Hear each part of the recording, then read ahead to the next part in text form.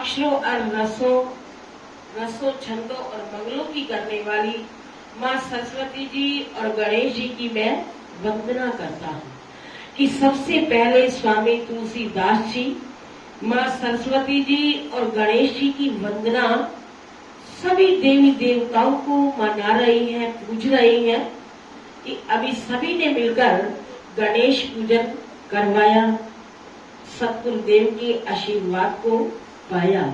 तो तुलसीदास जी ने भी इस श्री रामचरितमानस को लिखने से पहले सबका आशीर्वाद पाया कि माँ सरस्वती जिसके कंठ के ऊपर बैठ जाती है तो उसका कंठ क्या हो जाता है, रसीला, स्वर वाला। और तुलसीदास जी गणेश जी की भी वंदना कर रहे हैं और माँ सरस्वती को भी मना रही हैं।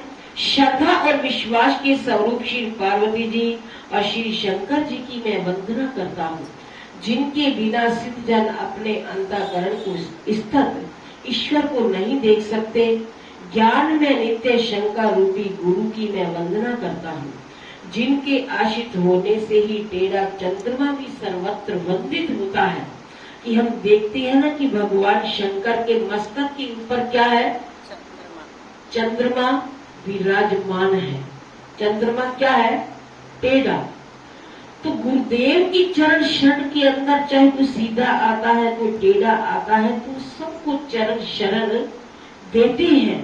तो उनके मस्तक के ऊपर टेढ़ा चंद्रमा भी क्या होता है, हमेशा पूजा जाता है। सारे उसको नमन करते हैं, वंदन करते हैं। तो जिनके आश्रित होने से टेढ़ा चंद्रमा भी सर्वत्र वंदित होता है। श्री रामचंद्र श्री सीता राम जी के गुण समूह रूपी पवित्र वन में विहार करने वाले विशुद्ध विज्ञान संपन्न कपीश्वर श्री वाल्मीकि जी और कपीश्वर श्री हनुमान जी की मैं वंदना करता हूँ। उसके हृदय में आते ही उत्पत्ति स्थिति पालन और संहार करने वाली, कलेशों की हरने वाली तथा संपूर्ण कल्याणों की करने वाली श्री राम जी की प्रीतमा श्री सीता जी को मैं नमस्कार करता हूँ, जिनकी माया के वशीभूत संपूर्ण विश्व ब्रह्मा आदि देवता और असुर हैं, जिनकी सत्ता से रस्सी में सरक के भारत की भांति ये सारा दृश्य जगत सत्य ही प्रतीत होता है और जिनके केवल चरण ही भवसागर से तरने की इच्छा वालों के लिए एकमात्र नुकता है।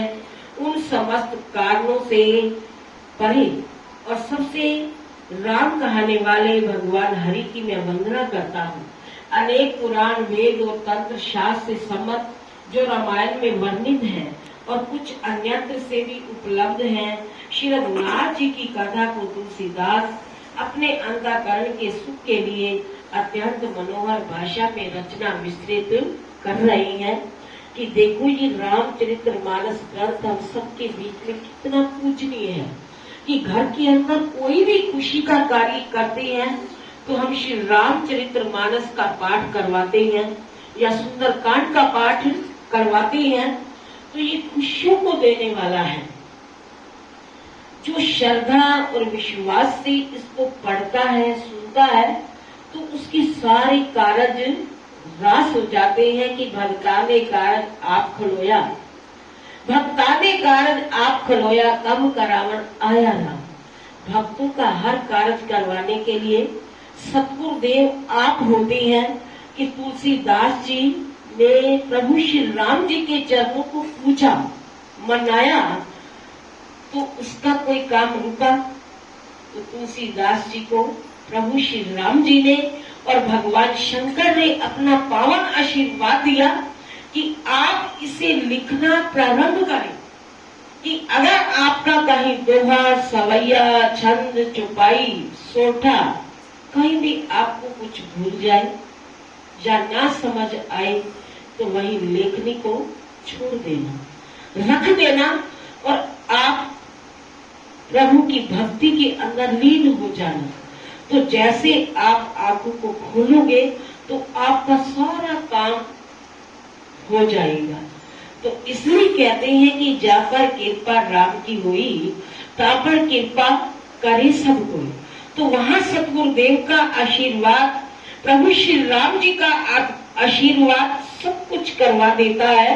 हमारी भावना के अंदर फर्क नहीं होना चाहिए।